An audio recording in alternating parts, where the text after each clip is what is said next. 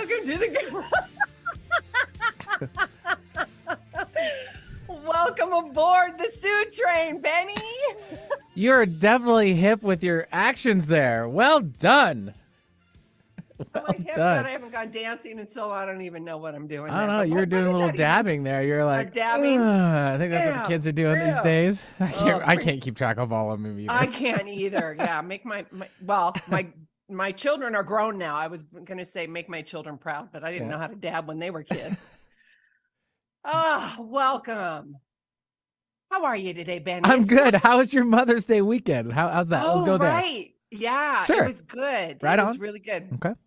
Thank you very much. Yeah, no, I spent a lot of time recouping. I actually crashed on my bike, which was a humbling, prideful. Oh no. Yeah, my left whole leg is smushied and I got some bruises, but you know what? It's okay. I had a good time. That stinks. Yeah, you can't say you had really a good time. I guess, maybe up until that, but. And I know, it's like one of those things. It was just a silly little oops. And it's not like I was going over a mountain and I hit this rock and a bear jumped, it wasn't this dramatic thing. It was like, I got on it and I fell off. I mean, you can, if you want, it'd be better for storylines, but. Oh, I know. Let's just make something up, right?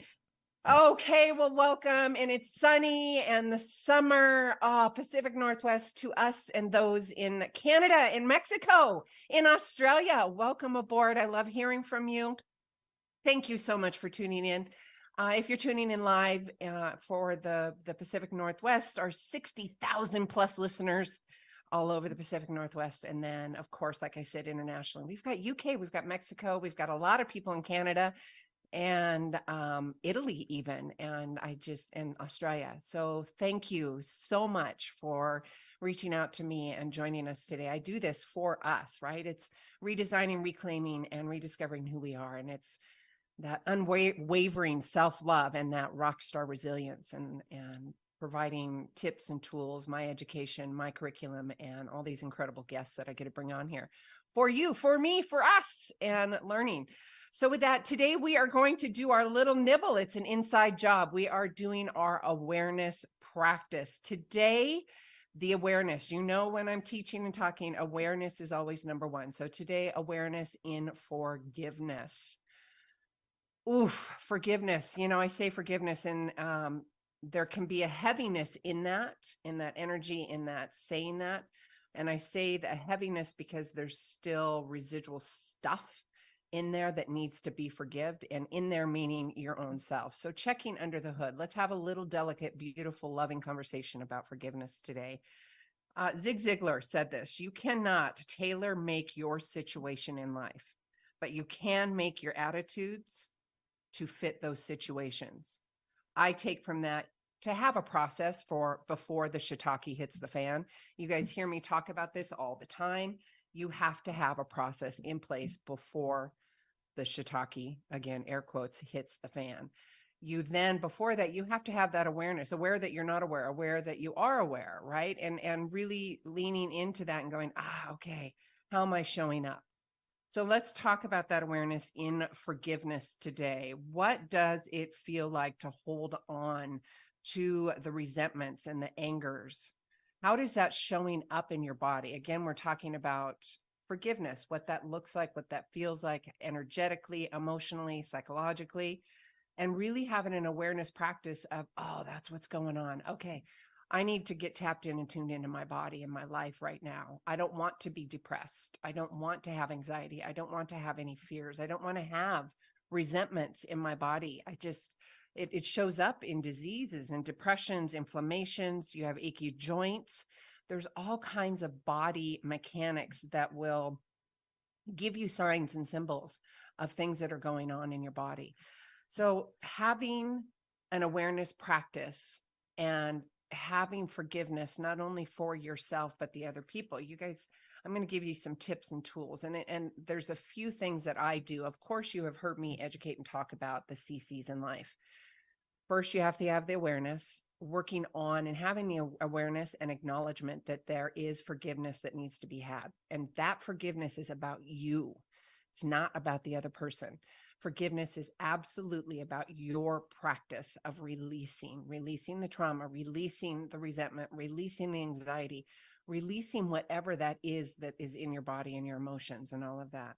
So have the awareness and acknowledge the hurt that why this was presented to you. Again, my language when I use this is a situation, this is an experience to learn from. It is a contrast to learn from, meaning this has happened. I'm going to look at it, feel into it, lean into it. I'm not going to ignore it. I'm not going to avoid it. I'm going to lean into it, and I'm going to learn from the situation. And that is having the CCs in life, compassionate curiosity. That's another really big tool for you. Having compassion for yourself and the other party, and getting really curious of what you can learn and what you have learned in that situation. Then that acceptance, that radical acceptance of taking your power back, acceptance and responsibility. That is you hear the media and people talking about, take your power back, take your power back. This is what we're talking about. At least that's what I'm talking about. This is your responsibility. You have permission. You don't have to react that way. You don't have to be depressed. You don't have to be resentful. You don't have to be sad. You got to let that all go. Now, disclaimer here, I know it's easier said than done. I walk my talk. I get it. The thing that I want to communicate to you, it's the refractory period. It's how quickly you can rebound. It's that rock star resilience. So you have to make that choice that you are going to be bouncing back, that you're going to be resilient. You have to be aware that cortisol is, your body's addicted to that juice that's releasing, because your body likes that resentment juice, that fear juice, that anxiety juice. Your body is addicted to that cortisol release. So having that awareness that that's what's happening when you are in resentment and you're working towards your forgiveness and going, oh, okay, those CCs in life, I'm having compassionate curiosity. Yes, yes, yes. Okay. Now I can understand it. Now I have a foundation of what's really practically going on. And now I can release it because it doesn't serve me. It just does not serve me. Ask yourself, does resentment serve you? Does fear, does it serve you? Does anxiety serve you? No, it doesn't. Certainly not on long term, right? Okay. And also, again, what I talked about is that learning from the situation, the contrast, right?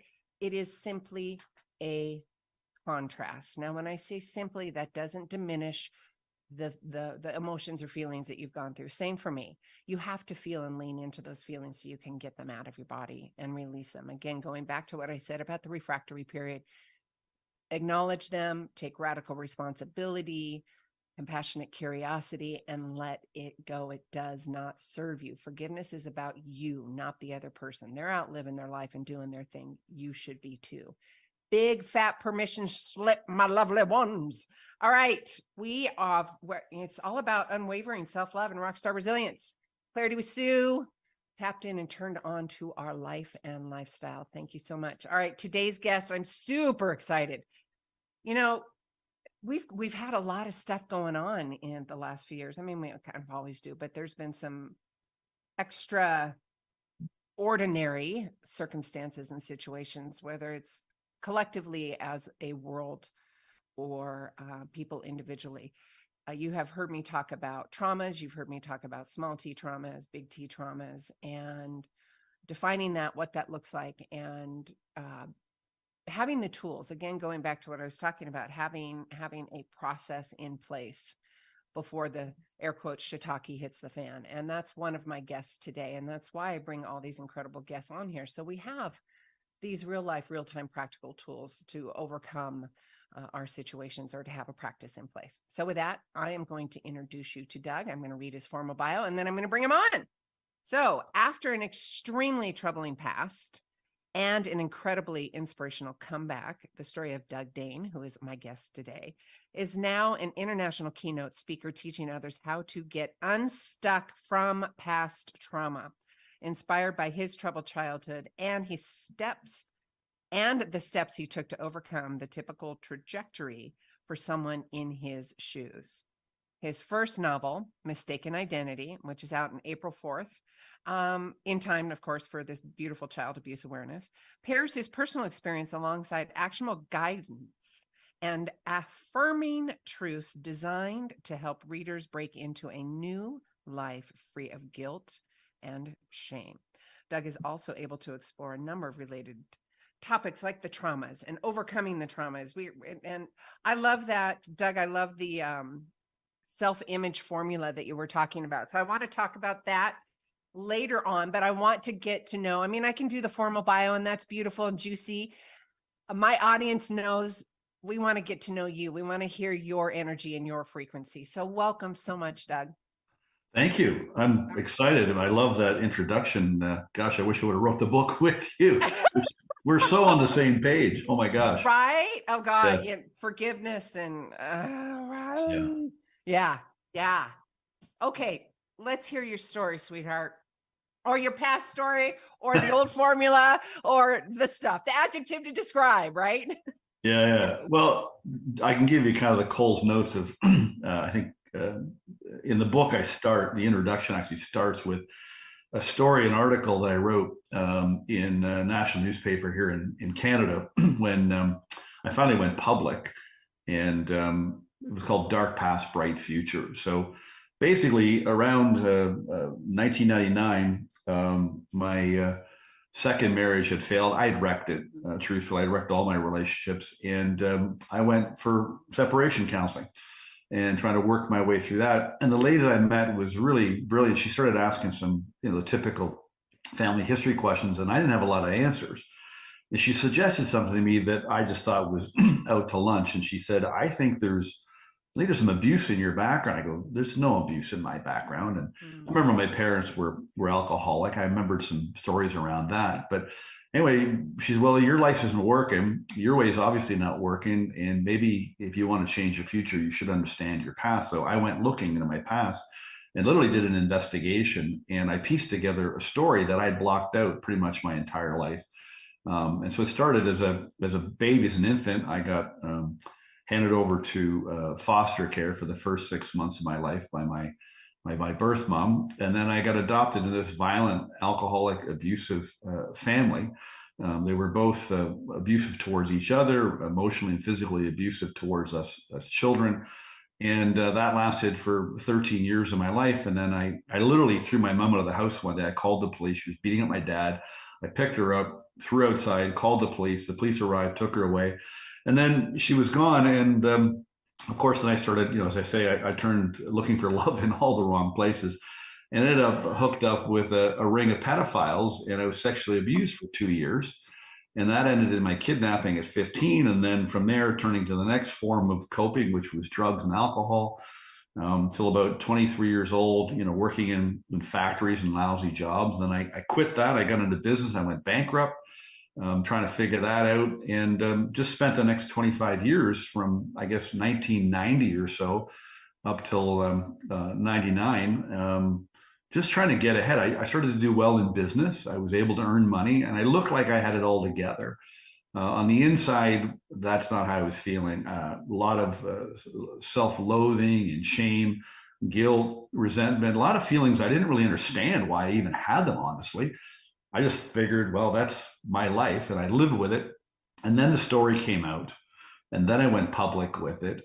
And that was a big game changer. The release that came by telling the truth about my story was like the shame and resentment, all that stuff fell off so quickly. And that was a big turning point. But then I carried on until 2014 or so, and succeeding more. I was doing better, of course. When you let go of the junk, you do better in life, you feel better, but still carrying around a lot of stuff, that just not liking myself, and still suffering from anxiety and depression, and just constantly going, what's wrong with me? Because that's how I felt, Right. in spite of how well I was doing, and that's kind of the backstory that begins in the book. Amazing. Isn't it interesting?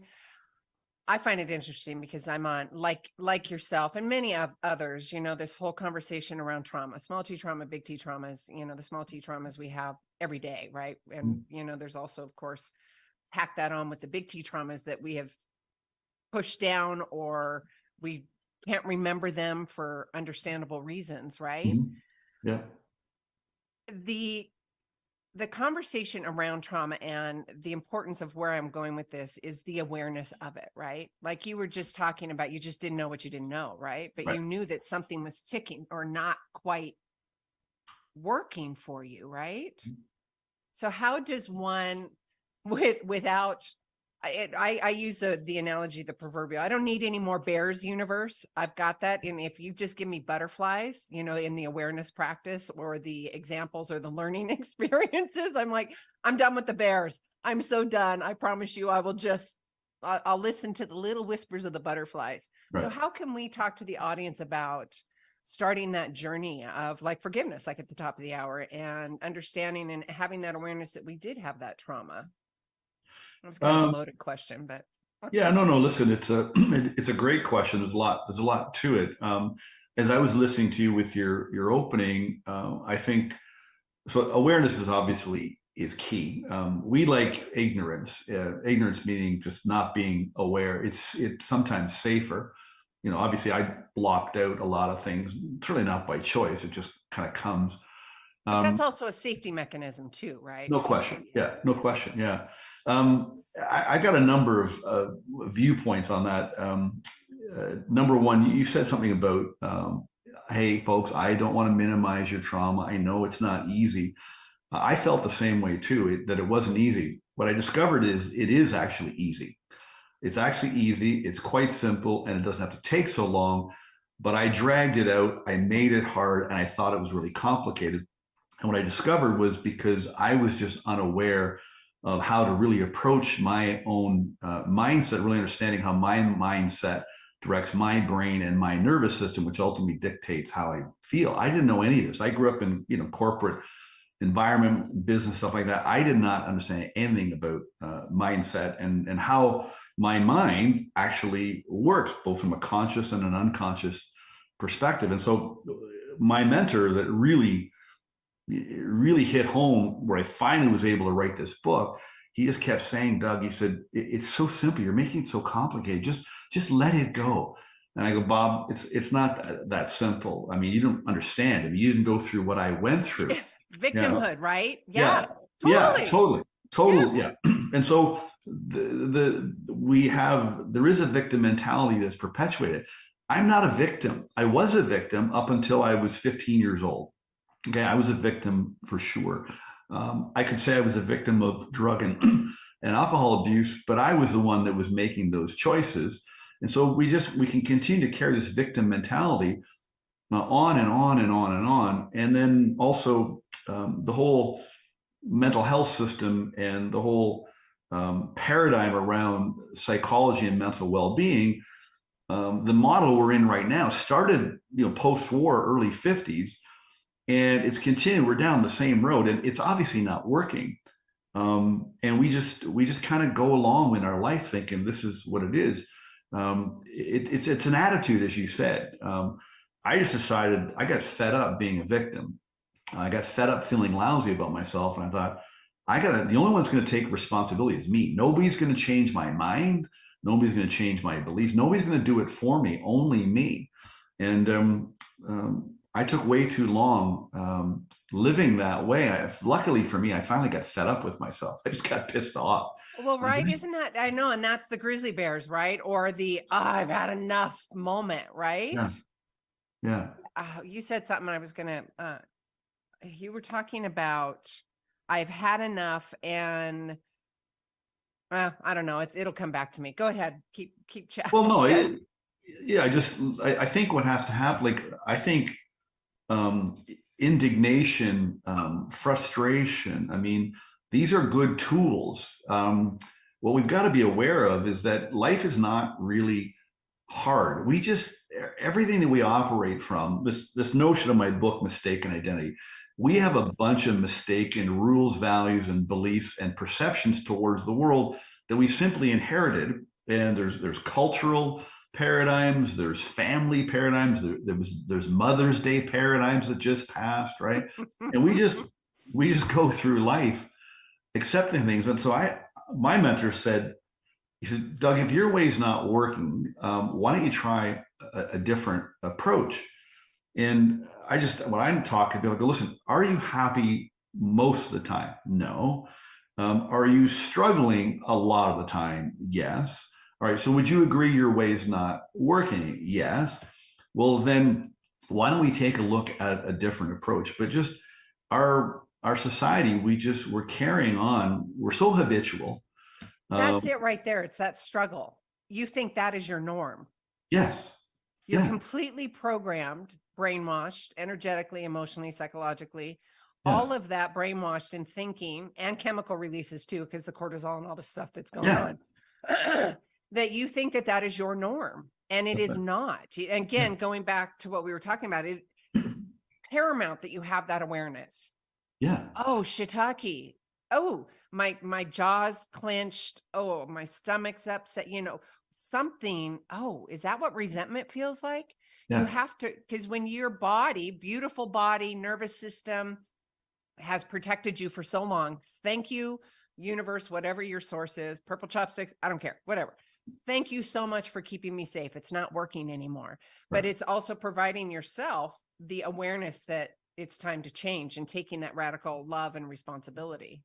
Right. I think what you got to do, as you said, you got to just pay attention to how you're thinking, how you're feeling, and the state of your physical body. And if you're not feeling natural, it's in our nature to be calm and relaxed and joyful. That's in our nature. That's the key right there. I think that's the contrast. People don't realize that, right? That's They right. don't oh, wait.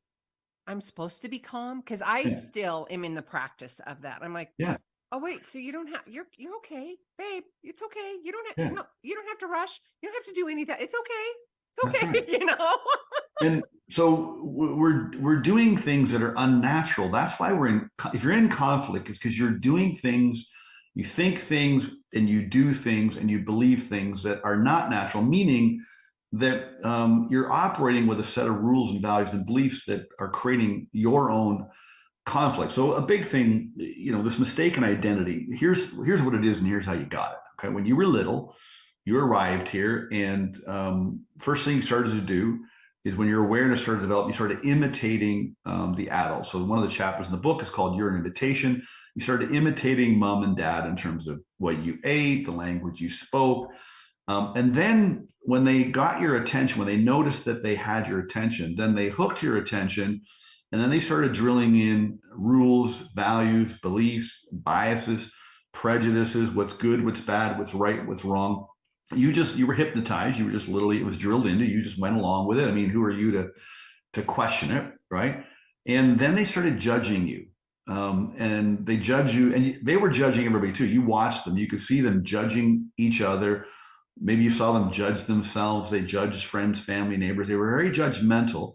And then they were judgmental towards you if you didn't get it right, if you weren't following the rules and, following along these beliefs that were drilled in. And so then they started criticizing you, or they started punishing you, or they started teasing you. And very early on, you basically took the judgment on. And a question that was internalized consciously, unconsciously is, what's wrong with me? Why don't I fit in? And I tell people now, I said, stop asking what's wrong with you. The question to ask is, what's wrong with what I believe? That's the question. What I believe. Yes. Yes. Did you guys hear that? What is wrong with what I believe? And having that awareness, that's a beautiful question to ask, right? And is this true? Is this true? That's right. One of the chapters in the book is called, Is This Really True? I was doing that my whole life. Go, what that? And people say, like when I was little, Dougie Dane, my mom, what the heck's wrong with you? My teachers, what's wrong with you? And then my people in my life, Doug, what's wrong with you? And of course, I was doing the same thing because I was making all these mistakes. And the reason I was making all these mistakes, of course, is because I had this distorted view and this mistaken identity. So naturally, now I'm able to see, no wonder I did what I did, because anybody in my situation or from my story would have done things too, like I did, or worse, they'd be worse off than I am. And so I kept going, what's wrong with me? And I never got an answer. Never. Oh, I hate that question, by the way. Yeah. I hate it. It's sticky. Why would parents say that? It's what's wrong with you? That's awful. Yeah. Yeah. Well, listen, it's not their fault. I mean, I know, but still, I'm soapboxing it for the audience. Do not say that. but the key for people, anybody's listening, I know you've asked yourself the same thing. And so you've never gotten an answer because there's nothing wrong with you. And we got to stop trying to fix ourselves.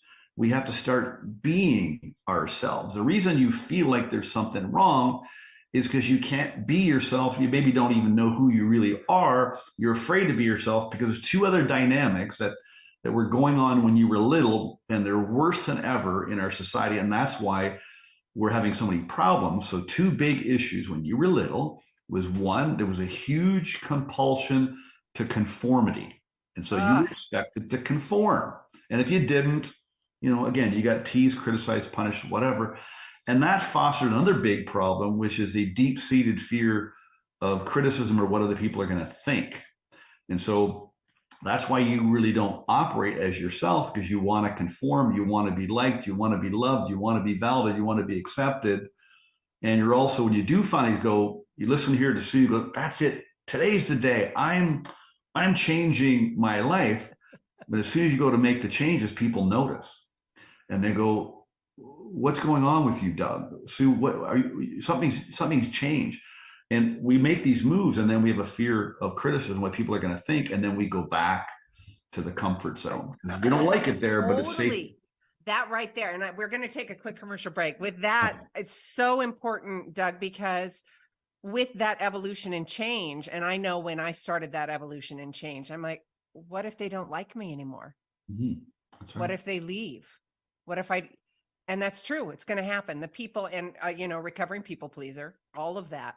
There's going to be, there's all kinds of dynamics. I'm making up my own words here. Dynamics within that context, right? And that umbrella. All right. We're still live with Doug. We're going to take a quick commercial break. You want to join us on YouTube? All you got to do is go to YouTube and type in 1150 AM. You'll see us over there chatting for about 3 minutes, and then we'll come right back. Cool. All clear, everybody. We're still on YouTube. I love this conversation. It's so, and having a conversation about trauma and real, it was a shiitake realization. Oh my God, I've been swimming in trauma for so long, and I've just been paddling the boat. Mm-hmm. Yeah. And unpacking that. And as you unpack that, just like going before when we were on the radio, realizing that those people aren't going to like it. And those people could be moms, they could be dads, they could be brothers, Mm-hmm. they could be the family, origination that you are accustomed to feeling safe with. And now that's all shattered. Yeah, absolutely. Well, it's all ego driven. So, this mistaken identity that we all have, that we need to let go of, and again, meet your true self, your other self. I call this mistaken identity, the psyche, the ego, I call it your cellmate. So a lot of people, the drunk monkey, the bad roommate. yeah. And so I think most people, I was anyway, stuck in an emotional prison, ultimately of my own making. And I got arrested because of this mistaken identity. There's a case of mistaken identity. The real villain is my upbringing and how I was treated as a kid. And the key to my freedom is really understanding, what is this mistaken identity? How did I get it? So I can let it all go. And I think people, this ego, this, again, I call it mistaken identity. It likes to keep us stuck. Like it defines itself by who we are now based on how we got here. It does not like changes. It can't see the future, and it doesn't like it. And the same thing happens to your friends or family. When you change, their ego doesn't like it either, because if you change, then their life changes. And so their ego says, Sue, you should do this or you shouldn't do that. And they defend their own ego to keep you stuck in their life at the level they are used to having you there. Right there, Doug. I had a mentor, coach a few years ago, and whatever. And she said to me, Sue, it's because you are showing them how they want to be. And it scares the living behoobas out of them. Yes. Yeah, definitely. It really does. Yeah. or, you know, there's jealousy or fear or the unknown. And, you know, the unknown for me, I'm a trailblazer. I use the analogy when I'm hiking or driving. I don't go in and back the same way. It makes me crazy. I want to do a big loop. I want to keep going and, you know, an evolution, right? Mm-hmm. And I think that's important for people to understand. And again, going back to what we talked about at the top of the hour and the forgiveness and having. And I've got to interrupt you there, Sue. Got to bring you back. We got to go back. All right, stand by. Thank you, Doug. Yeah. Whoa, welcome back. Welcome back. Sue here. We've got Doug Dane with us. We are talking about identity. More importantly, mistaken identity and having that awareness practice. And if you're hearing me going, mistaken identity, or are we talking about a TV show? Well, yeah, it could be your own old movie, right? Yep. Your old movie, which is the drunk monkey inside. What did you call it? Your cellmate. Your cellmate, the drunk monkey, the bad roommate, the cellmate inside. Doug, hold up your book for the YouTubers. I want everybody to see it. Yay, mistaken identity. For those in radio world, mistaken identity, you can get in Amazon. Just go to Amazon and type in mistaken identity. You can also get a hold of Doug at dougdane.com if you want to get more information about him. Let's go more into this conversation. We've covered quite a bit, and it's been a good, juicy, loving conversation about the pros, the cons. I call it the contrast. You know, it's my language. It's a conversation I have with myself. It's just a contrast. It's Right. just to show me that, yeah, I do want it, or no, I don't want it. I'm not going to have any kind of emotional charge because I don't want to bring in that resentment and the cortisol and keep my body addicted to all of that, right? Mm-hmm. So let's talk about the tips and tools, the real life tools that have helped you break your old identity to start stepping into your brilliance. Yeah. I guess the book opens the first chapter. In fact, I wanted to write a whole book on judgment. The first chapter is called Stop Judging. And so I think that's a great. What about judging and taking it personally? Yeah, well, both. And there's a chapter on that too. The not taking things personally. Actually, let me start with that, because when I went public, or when I walked into my counselor's office, and we started to uncover that story, she said to me, Doug, I'll work with you, but under one condition. I said, what's that? She said, well, you have to read this book. We're going to work through this book. And she handed me a book, and you would know it's called The Four Agreements by Don Miguel Ruiz. And she said, if you want to work with me, we're going to work from this book. I said, okay. So she'd go get the book. And so I went and bought the book. I came back a week later. She said, what did you think? I said, that's the dumbest thing I've ever read. And she said, go read it again. I'm right, aren't you? Yeah, she said, go read it again. So I read it again. I come back. She goes, well, what did you think? I said, it's really weird. She goes, read it again. Because I just was not comfortable with spirituality. And he was coming from his own, this ancient Mexican Toltec culture. But then it hit me. The third read, it hit me. And of course, what I was doing, I was taking so many things personally. And one of the agreements, the four agreements, was don't take anything personally. And the breakthrough came for me when I realized that the abuse and the trauma from my parents and the pedophiles, it wasn't about me. It didn't happen. It wasn't because of me. It just simply happened to me. And so I just stopped taking the abuse and how I was treated as a kid personally, because it had nothing to do with me at all. I thought to myself, the lucky thing for me was I was adopted. And the reason I see that as being lucky is because I have perspective or different attitude. I was able to form the attitude that, all right, wait a minute, that could have been another little boy that landed there, but I landed there, and I could have landed in a totally different family, which means I'd be a different person with a different story. And so that I was able to easily just go, you know what, I'm letting that go. I do not take it personally. But the judging part was something that, as I mentioned earlier, is that we learned to do it. And I could have grown up in a beautiful, healthy family, wonderful parents, financially well, whatever. It could have been a great situation. I'd still be judging myself. I don't care where you've come from. You are judging yourself to some degree or another. So the first step, it's very hard to stop judging yourself. And I found a very easy way to stop it. And the way to do it is you just practice stop judging other people until that becomes a habit. And then because that's the habit, it's you don't really judge yourself. And so rather than always thinking about myself and what's wrong with myself and analyzing what was going through my mind all the time, I started to turn my thinking outward. One of my mentors said, Doug, he says, stop thinking about yourself so much. And if you do that, you won't find anything wrong with yourself. Turn all your energy to looking for good in other people and just help them feel better about themselves. And that made a lot of sense. I go, that just was based on love. I go, that feels right. So I started practicing that. And so I'm known as a very heartfelt person. I put a lot of energy into helping other people. And because I was focused on helping you and others, I wasn't paying attention to myself. So I didn't really think much about myself.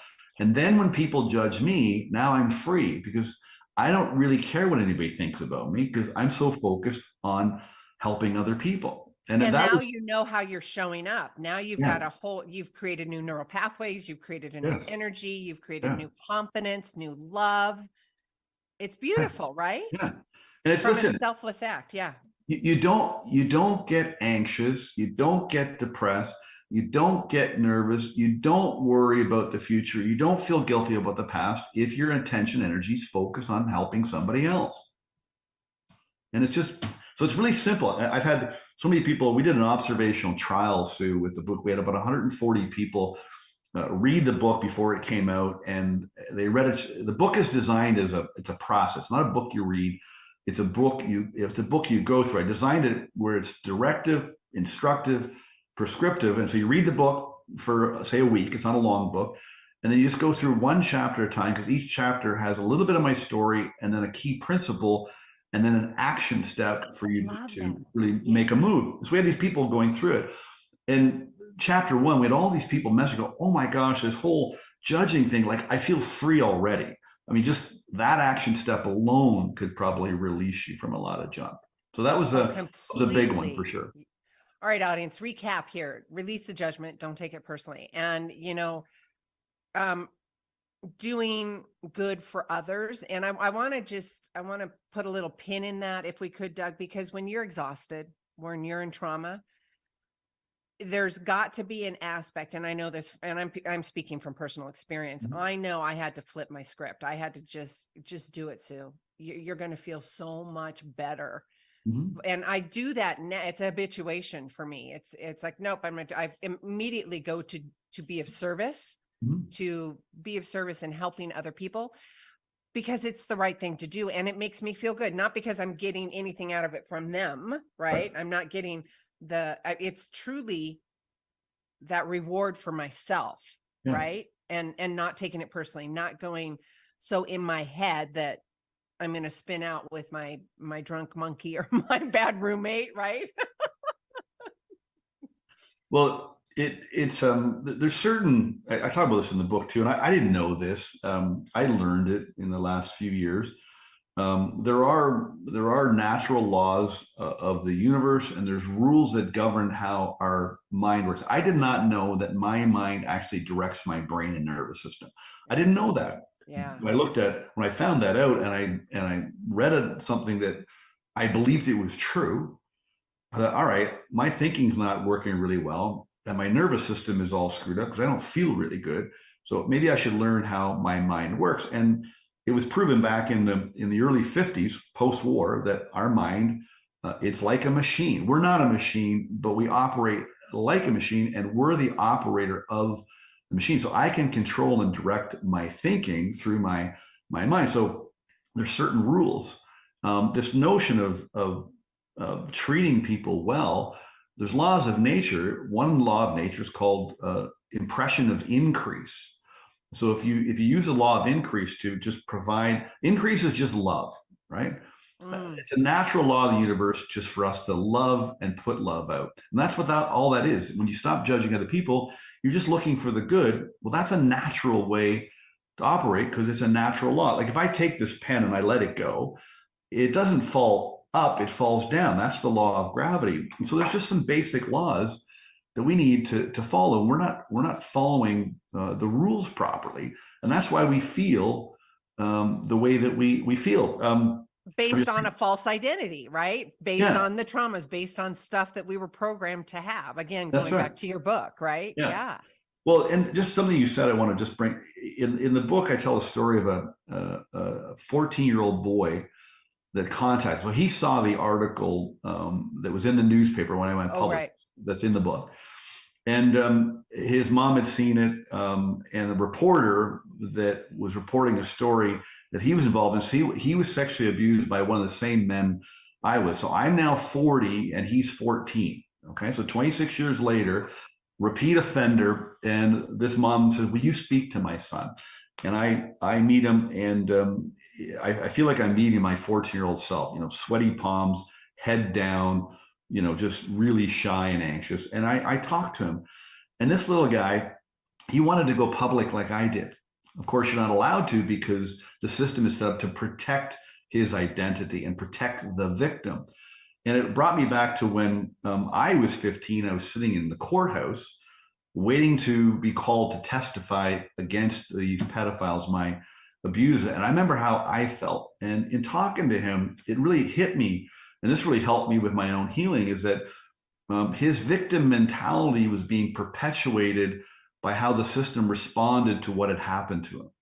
In other words, if I wasn't told so much I was a victim, and if I wasn't treated a certain way, if I was treated differently towards what had happened to me, I wouldn't have perceived it to be as bad as it was. Because the truth is, it wasn't that bad. I mean, physically, the outcome was bad because of my perception towards what had happened to me was bad. If the perception's different, then my thinking on it would be different. So it took me a long time to change my attitude. In the book, I talk about where I hired a PI to find the main man, my main abuser. His name's Randy, because I just wanted to find him and I wanted to hug him. I just wanted to find, what's your story? Like, what happened to you that caused you to do what you did to me? And when I hear stories of child abuse, my mind also goes to the abuser. Yeah. Something I could have become an abuser. I could have been that Randy, and I think we have to change the response to the victim. I mean, there is going to be obviously reactions, both emotional, psychological, but it's how we treat that in the mind of the person that has gone through it. That's the same problem with our mental health system. We're our approach to our mental well-being is only perpetuating a worsened mental state. And we're focused on the trauma. We're not focused on the not the outcome. What's the word I'm looking for? We're covering up the symptoms is all we're doing. Yeah, there's a word, but go ahead. Yeah. Anyway, I think that here's what solution. There it is. We need to focus on a solution, not bombarding them with they did wrong to you. That's right. Not perpetuating the drama and the trauma and what they did to you, right? It's a solution-oriented love, compassion, forgiveness. Yeah. And you mentioned forgiveness a lot. And in your intro, true forgiveness, and I didn't know this, but I agree with it. True forgiveness is actually forgetting. That's what forgiveness is. It's forgetting. People go, you can't just forget. I go, actually, yes, you can. You can choose. You have a memory. Your memory stores these experiences, and in your subconscious, you have things that are stored as well. But we have to practice operating this machine properly. And one thing to operate your mind properly is you do not look backwards on the past. You don't look backwards. That's the wrong. There's no reason to. It doesn't serve you. There's nothing back there that you need to go forward. If there is, your memory and your subconscious will bring it up for you as you go forward. But we've been taught to live in the past. It's not natural.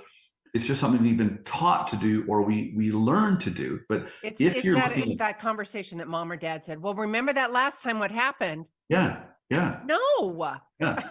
And so what a lot of people don't, one of my mentors, he was so good at making it so simple. His name is Bob Proctor. Bob Proctor's his name. He's in the book. Yep. And he said, because I was talking one day, I woke up one morning and I was dealing with a health issue and a bunch of other things. I go, it was like 4:30 in the morning. Morning, Doug. I go, Bob, I'm just so anxious. Blah blah blah blah blah. He goes, Doug, anxiety is simply fear of the future. I just sat there, and then I went on and on and on, and I got, I'm so frustrated. Then he goes, Doug, frustration simply means you're not meeting your expectations. He goes, that's it. And he was right. And so when I discovered that the mind, this machine, you put tension on it by looking backwards with guilt or resentment, and you put tension on it if you're worried about the future, which you can't control. Anxiety, if anybody's suffering with anxiety, all they're worried about is the future. Tomorrow, next week, next month, that's all they're worried about. And if they're frustrated, it's because their expectations weren't met. So if you're frustrated with your past, well, you're going to have to change your perception on it to let it go so you're not frustrated. So it could be that simple for you. And I wasn't willing to accept that. And you know, there's lots of the audience members are so triggered right now because they're thinking, are you kidding me? Yes. Yes. Really? I know. Yeah. I can feel it. I just know Yeah. it because I've And that been was there me. too. That was me. You talked about it too. Yeah. If I heard this conversation 8 years ago, I would have flipped the switch right away. I said, this lady is out to lunch. This guy, he doesn't know what the heck he's talking about. And this is what I want, though. I want that squeaky wheel. I want that trigger, because if there's that squeaky wheel, that trigger, something is resonating. Something needs to be dealt with. Well, somebody said something to me, Doug, it's a real bugger. It's very convenient being a victim. You can get away with a lot. And he was talking to me because I was. He said, but the problem is if you're a victim, you also become a villain sometimes. And if you feel like a victim, then you think there's somebody else's villain and you treat them that way. But what you also do is you treat yourself as a victim. You become the villain and the victim. And around and around and around you go. And it took me till I was, I'm 59 now. It took me till I was 57 where I finally just accepted, go, all right, my way's not working. This could be this simple. And as soon as I accepted it could be simple, and that what everybody was telling me, and the evidence was there, but I kept saying, you don't understand because you didn't go through what I went through. Yes, and exactly. You just got to look in the mirror and go, look, do you feel good most of the time? Are you relatively healthy most of the time? Are you generally happy? If not, then you're just locked in to this mistaken identity and a set of mistaken beliefs and values and bias and prejudices. And that's what you're operating from. And that's why you don't feel good. So, if you want to go through life suffering and struggling, I hold no judgment towards people that do that. Right. Unless they treat other people poorly or me poorly because of it. Then I'll be like, hey. Yeah, that's not okay. Yeah. But if you want to suffer through life, you can. That's fine. But you don't have to. It's a choice. Right there. You don't have to. Big fat permission slip.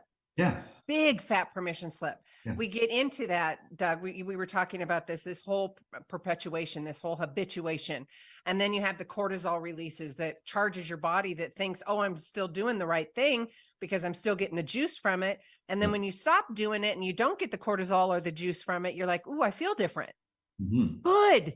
You should feel different. That's exactly what you want. So in that difference, when you're crossing the bridge, of the indifference, the fear, the resentments, the crossing the bridge, you're taking a look at it. You have something to say. Go ahead, Doug. One quick thing, if I may. Yes. Somebody asked me I think I was doing a live meeting with somebody. He said, growth is painful.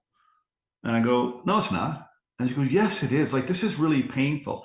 I said, no, you just don't like the pain. I said, you have no problem going to the gym for the first time and you leave the gym the next day and your muscles are sore. You love it. You love being sore because you're growing, right? And you're even sore the second day after, and then you go back. You love the growth. When I was little, I would wake up in the middle of the night yelling and screaming. The back of my legs were so sore. Mommy, what's wrong? Oh, honey, those are growing pains.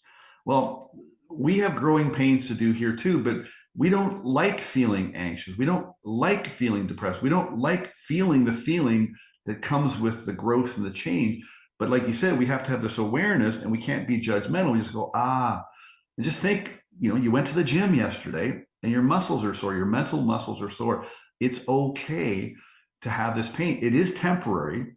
And if you just let your muscles grow, or let your heart grow, let your mind change, it won't take very long, and it will be very painful. But we don't like not feeling good. And our society said, you should feel good all the time. Well, that's and if you don't, take this pill. Yes. No. Yeah. No. This is not a big pill mentality radio show. You do not need a pill.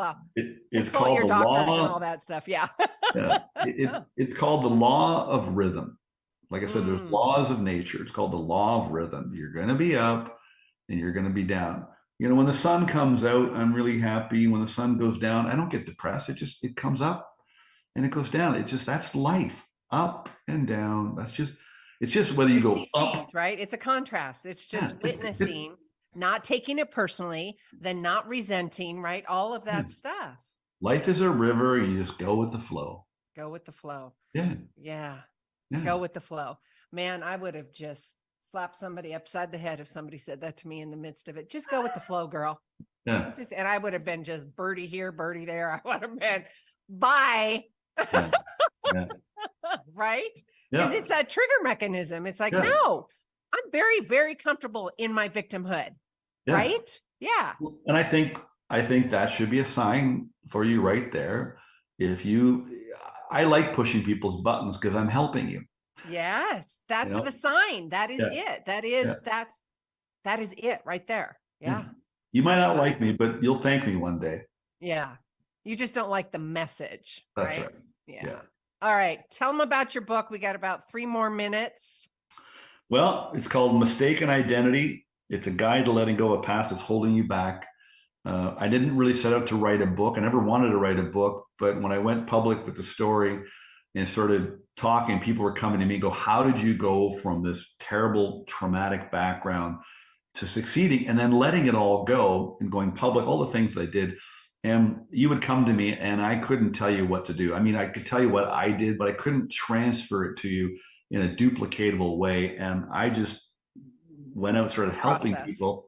Yeah, I created a process, a system in the book. And I just laid down what I did to make this really simple and let it all go very quickly. So the book takes you through step by step over 30 chapters, 30 stories, 30 principles, and 30 action steps. Each chapter is only about 5 minutes long. It's very short. I'm very direct. I don't screw around. I got no time to waste. Life is short. No. And when you're in trauma state, and I say this all the time, I don't need a Rubik's Cube to figure out. I can't even barely put my pants on, let alone, right? Yeah. And don't give me another 3-day challenge. I don't need another challenge. I'm working in, the trauma brain's like, don't even say the word challenge. Give me a process. Give me a solution. Yeah. I didn't want to write a book until I could put this together in a system that I could hand this to you and go, do this, Sue, over the next 30 days. I guarantee you'll see results. This is not a book you read. This is not a book that you buy to fix yourself. You take the book and let the book work on you. That's the way it's designed. And to do for you. Doug Dane, DougDane.com. What a blessing to have you on here. Thank you, Doug, for stepping in the rink and doing the work and working through the forgiveness and working through the love and shining a light on all of this and being that example to everybody else. So thank you very much. Well, thank you. Really enjoyed our wonderful show. Thank you so much. Thank you. All right. To the audience, I love you guys. Thank you so much for tuning in. If you missed the live show, of course, go to the podcast world. You can go to my website and get the newsletter called Love Bumps, all the podcast world, Spotify, iTunes, all of that good, juicy stuff. And until next time, each of you are a gift. Get out there and share yourself with the world.